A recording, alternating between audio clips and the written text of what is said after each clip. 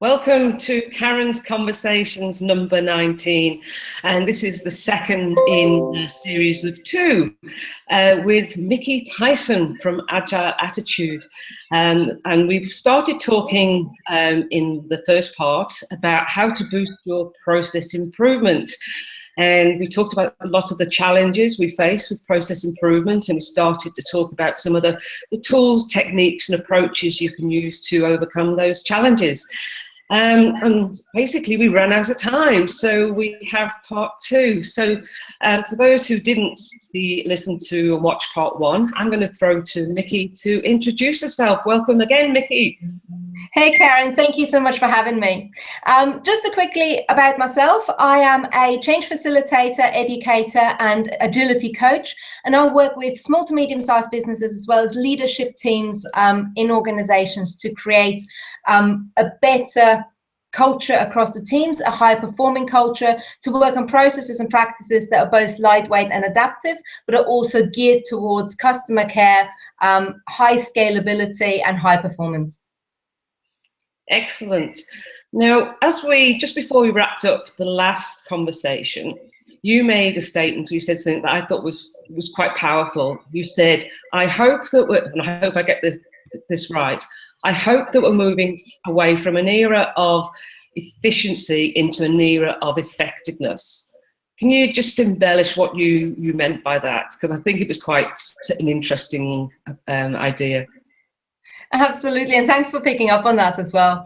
I think efficiency is still something that in many people's minds is the pinnacle of where you'd want to go within your team, within your department, within your organization. Now, efficiency is really making sure that we produce as many things, so increasing output per time. And this is very much something that comes from a physical manufacturing background. So as we look towards where management, where leadership theory comes from, but also where work management comes from, in an industrial environment, in a manufacturing environment, where we have high specialization, we look at throughput per individual station, which is efficiency. So what I'm looking at is how do I increase the productivity of each individual stage within my overall system that produces an output. Effectiveness, on the other hand, is very much about what is the end outcome. So where efficiency is about increasing the throughput per piece, effectiveness is about producing the right thing at the right time. I mentioned I'm hoping that we are moving away from efficiency and more towards effectiveness. The world nowadays is more and more, and especially here in Australia, we live more in a knowledge-based economy than we do in a manufacturing economy. Our environment is not industrial. It is based on knowledge work. It is based on highly complex output versus simplified, fast output. And for me, this means that effectiveness simply becomes more important. We need to start focusing on doing the right thing and doing that in the best possible way than doing loads and loads and loads of things, but none of them are actually the right thing. So this is very much where that comes in from me, and this is where my focus is when we work on processes, when we work on practices. Efficiency will come if you can produce effectively. If you cannot produce effectively, then your efficiency is unfortunately not all that useful, because you get very, very good at producing the wrong thing. Absolutely. And I've seen many examples, as I'm sure you have, and a lot of our viewers, where metrics based on efficiency just totally drive the wrong behaviours. I worked in an organisation for a client quite a while ago, but it was an interesting experience because I was doing a review of the service desk, and I had a metric of 90-something% of the calls closed on first point of contact. And they kept meeting this metric, and they were very proud of it. And it was, ministers loved it, and etc. And observing the service desk behaviour was, if you had a problem with your PC or your laptop, reboot and bring us back if it doesn't work, close the incident. And so of course they were meeting this metric because it was driving their behaviours, because they were so scared of failing. So you're absolutely right. So some of the tools we talked about last time, we talked about systems thinking and complexity theory. We talked about experiential learning, for incremental process improvement. So we're going to continue on, and we're going to talk about co-creation of process improvements and retrospectives. So Michi, tell us about those. Fantastic.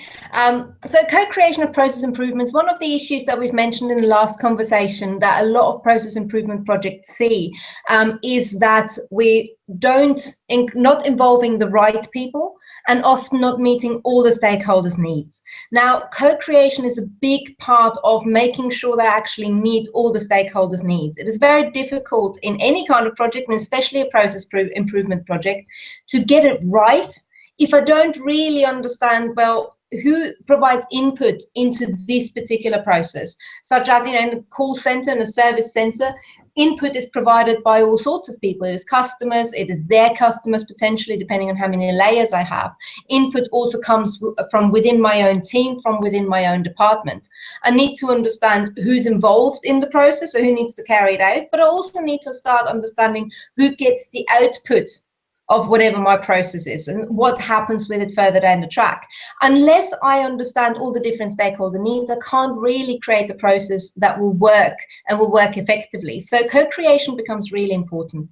Another reason why co-creation for me is very, very important in process improvement is that issue that we've seen that a lot of process improvement projects simply don't have any follow-on action. And there's multiple different reasons for it. One of the big reasons that I do see is people just not being on board with it, especially when we outsource process improvements and we get external support in to help us with our process improvement. By the time people have then left the organization, everyone stays back and goes, well, it's not really going to work here now, is it? So, that was a nice idea. Let's just forget about it.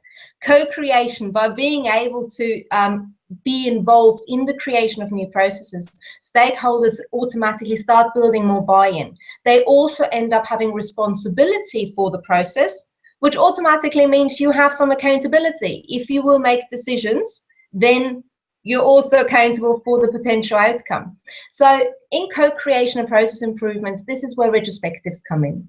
Retrospectives are borrowed from an agile software development approach, and retrospectives are all about the delivery team looking back at a predetermined period of time and looking at that process, trying to identify what part of the way that we work together to produce our outcome works well, what isn't going so well, what can we improve upon, what are the low-hanging fruit, but also what's the most important bit to start improving. So for me, there's a number of different things why this is quite important. Number one is if we go and look at large-scale process improvement, it can be really, really overwhelming. In many ways, when you think about it, it's January right now, so an awful lot of your viewers would have just had their New Year's resolutions. A big New Year's resolution is always going on a diet, shedding a few pounds for the new year to come. Process improvement is very, very similar to a diet, if you ask me. So, you start off, you're usually excited and fired up, but there's also, it's a ginormous thing to do. Because in order to, lose weight or to genuinely improve your effectiveness and the effectiveness of your processes, there's a lot of different things that you need to do. If we stick with a diet example, you will have to change the way that you eat, the way you snack, possibly the way, your general lifestyle, the time that you get up, what time you go to bed, how you organize your food around your daily activities. Then you have to start thinking about exercise. No matter what level of exercise you're at right now, you're going to have to step it up a little bit. And what often happens is people try and do all of these things at the same time and completely exhaust themselves. So you'll find a lot of people going on a diet that lasts until about mid to end February and then just going, it's too much. I can't do any of it. And often we see the first few cracks appear and it's like, well, it's only one piece of chocolate. So it's one piece of chocolate and another piece and another cheat. And then it's like, well, I probably won't go down the gym today. I'll go tomorrow. I'll go next week. And before you know it, by about April, you're back where you started in January. Process improvement is not that dissimilar. So many people try and genuinely try with the best intentions to make an enormous effort to improve. And it requires so much effort and willpower to change existing habits, and that's really what processes are, that we get 3 months in and we're completely exhausted. We just fall back into what is our status quo, where we feel comfortable. So the co-creation and using retrospectives for iterative and incremental process improvement means that we get an opportunity to say, okay, look, these are some of the processes that are actually quite straightforward to change, but will have a significant impact. Or we say, do you know what, this may not be easy to change, but it will make the single biggest impact on everything that we do. So let's tackle that. Because it's a process of co-creation, so all stakeholders are involved, we actually get a rounded view of what's important to the organization, what's important to the people following the process, and we get an understanding of where some of the complications might be as well. Something that's really important to me, and again, which is why I like the retrospective approach behind it, is to identify what's actually working well. Often when we think about process improvement, we tend to look at the things that need to be improved. And you mentioned, KPIs and metrics are a very good way. I'm all for data-driven decision-making. I do think that sometimes we over-focus on areas that are lacking. And we think, okay, this definitely needs to be improved. For example, number of calls closed in a single touch. And we see, okay, we have very few of them. We want to get that number up. What we're not necessarily always looking at are the things that actually look going well. For example, if I look at my metrics and I go, well, it may take us on average 3 customer touch points to close a ticket, but our customer satisfaction is actually very high, then I start thinking about, okay, something that we're doing is actually right. Let's make sure we maintain that. Let's make sure we don't destroy that by creating a more efficient process or by improving the process iteratively and incrementally. So I can learn an awful lot, not only from what we all understand isn't working, but also from what we all understand is actually working. Another thing that you often learn via this co-creation is how you can almost remove some of the laborious processes that you have and shortcut it a little bit. So for an example, this is a business I worked with about a couple of years ago. And when I first started with them, they had a ticket management system or process internally. So very much the customer was or the business itself provided business systems, so B2B environment. Their customers would provide first line support, the business would provide second line support, and then third line technical support via their development team. So the way tickets would be managed is second line support logs the tickets, tries and resolves them where possible, and where not, they queue them for development. The big issue that they had is customer service, second tier, would happily take the tickets, they would categorize them according to the ITIL processes, and then they would just disappear into oblivion. Absolutely die in the development queue, as these things often go. So we end up with a front-facing, a customer-facing team that's up in arms, not knowing what happens to their tickets, having customers really, really upset. At the same time, we have a development team that goes, do you know, these tickets are wonderful, but they're completely useless because we're not actually getting the information. So when I started working with these people, they were about to start sending everyone in the development team on ITIL training and buying a new ticket management system. As you know, those things often are expensive and not that easy to organize. So we thought, well, maybe as a first step, let's have a quick retrospective. And what we ended up learning was that the problem was not so much with the system or with the training. It was actually that the people gathering information from clients about tickets didn't have sufficient technical understanding of the product to fill in all the information correctly. So they tried, and they actually overcompensated, meaning they gathered way more information than they needed, often completely irrelevant information, in their desire to fill in all the different fields on the ticket because they knew that that was important. The development team then spent about an hour for each ticket trying to figure out whether it was actually a ticket or not, whether it was valid or not.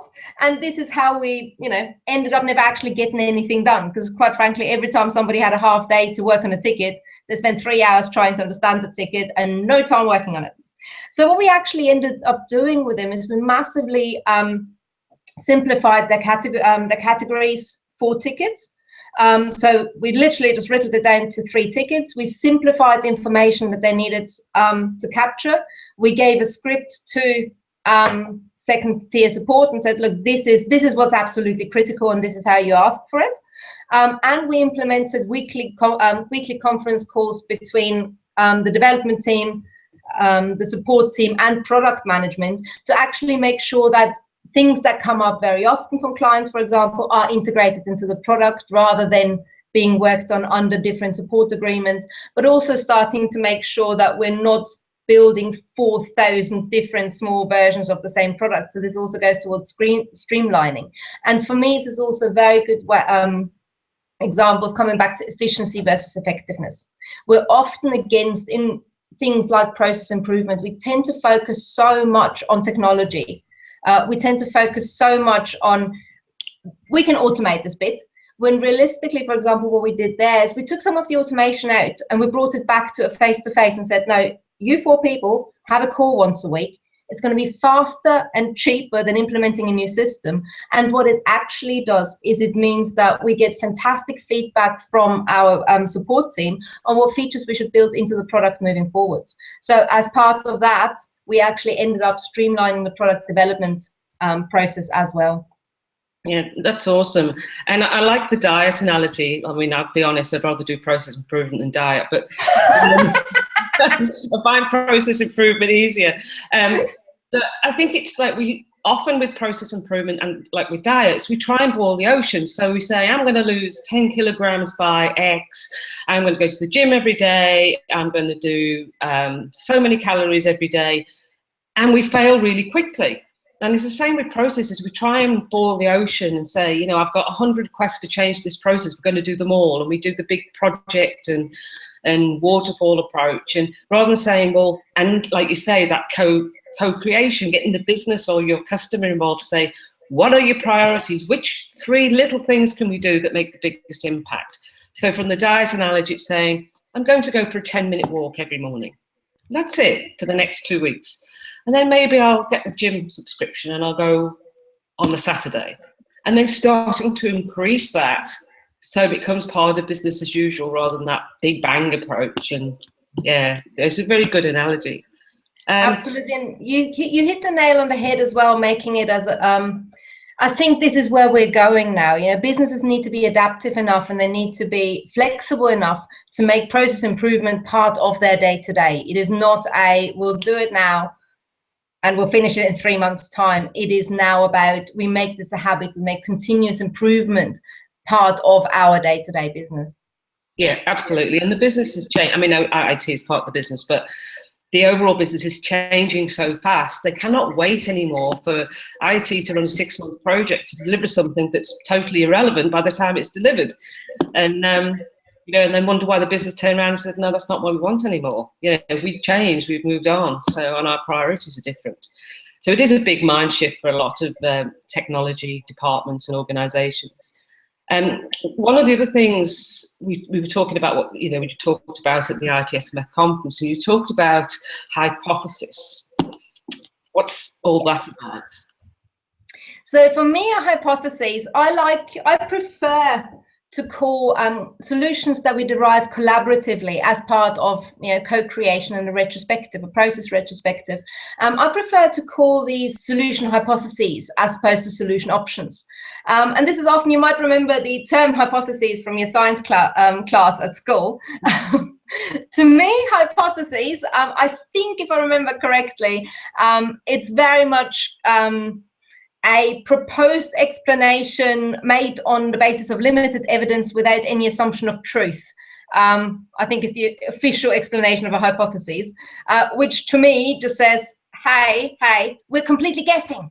We don't know, but we think that might be a good idea. Whilst option, I think nowadays in business vocabulary, option just sounds so much like, well, that'll definitely work. You know, and that'll definitely work. So between those two, they'll both definitely work, which is, to me, the wrong way to think about anything that we do that is supposed to be truly new, truly innovative, and truly pushing the boundaries a little bit as well. Coming back to, in a complex environment where there's no single answer, hypotheses are really where I'd like to be. I do want to come up with something that I think can work, but I also want everyone to understand that this is really a test. This is a test to see, can it work, will it work, and how well will it work? Also leaving, not only leaving open the option of potential failure, because it can fail, but also the option to continuously improve. And this comes back to, process improvement. Yes, I can find an improvement on that process today. That may not be the best way of doing it in 6 months' time. So for me, using hypotheses also shifts my mindset into something that is not fixed, but the best thing to do right now. And when you think about, back to science class and your hypotheses, a good scientist will always work towards disproving their hypotheses. Their job is to say, okay, this is what I think based on observations, this might be happening. Let's have a look whether it's true or not, with the aim to disprove their hypotheses. So this is something, again, that I'd like people to take away in your process improvement. When you improve your processes, always make sure that you look at it from a test perspective. You look at it from okay, what are the different things that I can learn? How do I need to test whether this is right? And most importantly, also, bear in mind that your hypothesis is only ever as good as the evidence that you actually have. Because a hypothesis is based on an observation, based on my limited experience, we will never really be able to observe every single part of a process as part of a process improvement project. Depending on the size of the organization, you'll probably never be able to see all the moving parts, but an organization, as we said last time, is a complex adaptive system, meaning there's lots and lots of different parts that have interconnectedness that creates a complex whole that is more than the sum of its parts. And that means that whichever way I analyze it, whichever way I look at it, I will always have a limited set of evidence to base my hypotheses on. If my hypothesis is correct, I need to bear in mind it will only ever be correct until new things, until I add new observations, until I add new evidence. And this is why I like to think of my process improvements as solution hypotheses or improvement hypotheses that I then test until I find the one that will serve me for the next period of time, until I need to come back and review it. Yeah, that's a great approach. Following on from that, let's talk about the Iceberg Model. The Iceberg Model, I absolutely love the Iceberg Model. If you haven't seen it before, the Iceberg Model comes from a systems thinking perspective. So as the analogy of the iceberg is generally relatively well known, you will know that an iceberg has only a little bit on the top and there's an awful lot of stuff underneath on the bottom. So we use the Iceberg Model to separate the things that we can see, the things that we can observe, and we call them events in the Iceberg Model, from the underlying structures that lie beneath. So in an Iceberg Model, my top tier, these are my events. These are the things that I can actively see happening. These are my metrics that I capture. These are the behaviors that I see. This is, each individual ticket that I look at. Each individual release is an event. Underneath, if I track the events over a period of time, I can start to identify trends and patterns. So I can start saying, for example, we do better on resolving tickets on product version X than we do on product version Y. So it gives me a slightly richer information. However, all of this is above the surface and relatively easy to see. If I only work on those two levels, my options for responding in a process improvement perspective are reactive.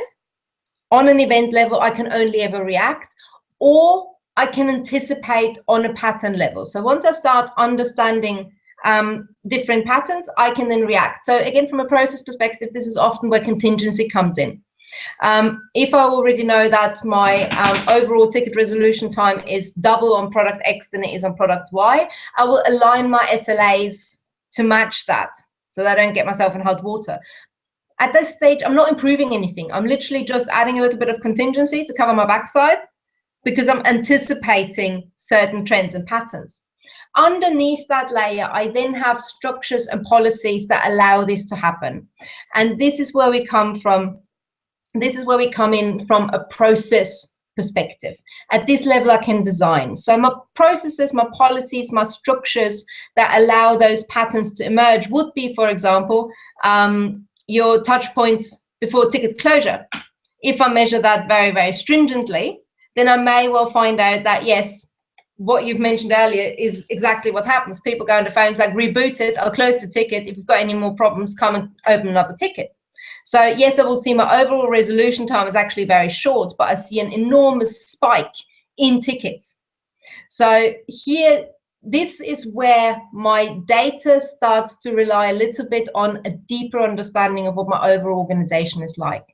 And underneath that, I then have my what we call mental models. So I have my values, my beliefs, my assumptions that lead to the structures and policies that allow the patterns and trends to emerge. So for example, we see that a fair bit when we do have very strict KPIs and very strict metrics in that environment, there's often an underlying assumption of people are lazy.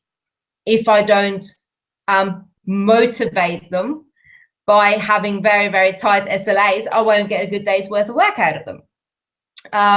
This is then a belief that on the top level comes out as really, really bad customer service.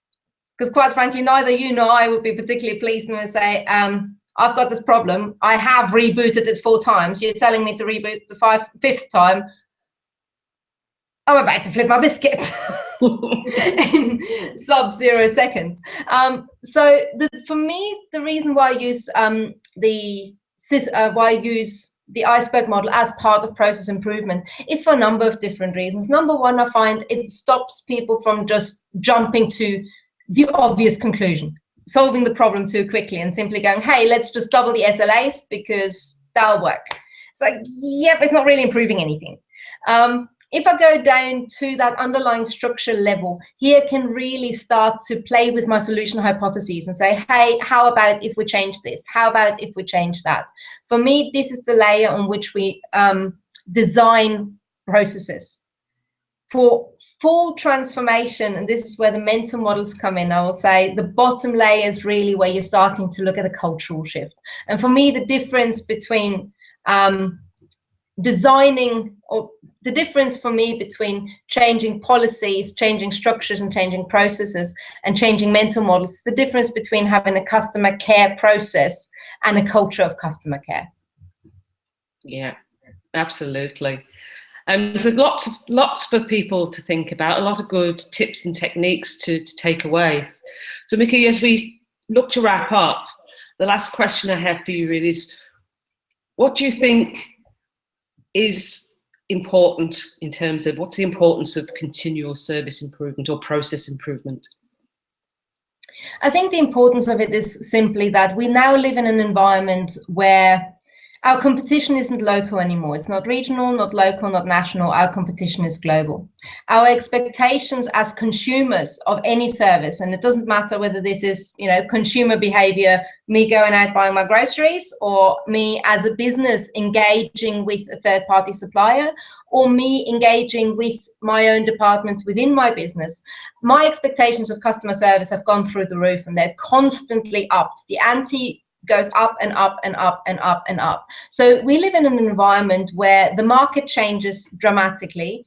Our customer expectations are ever increasing and never stopping. And we work with global competition on a 24/7 basis. That simply means that I can't sit back and go, oh, well, nobody else in my area right here, right now does this. She'll be all right.